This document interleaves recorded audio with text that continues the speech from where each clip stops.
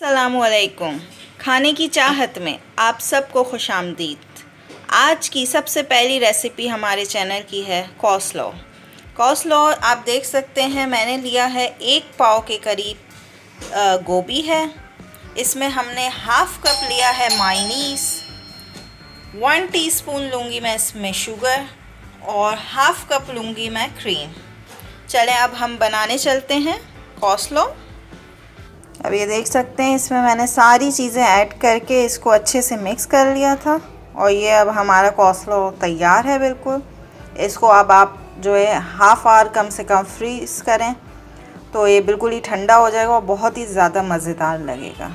बहुत ही ज़्यादा हाइजीनिक चीज़ है, आपको घर में ही बहुत ही अच्छी तरह से मिल जाएगी, बहुत ही सस्ते में मिल जाएगी।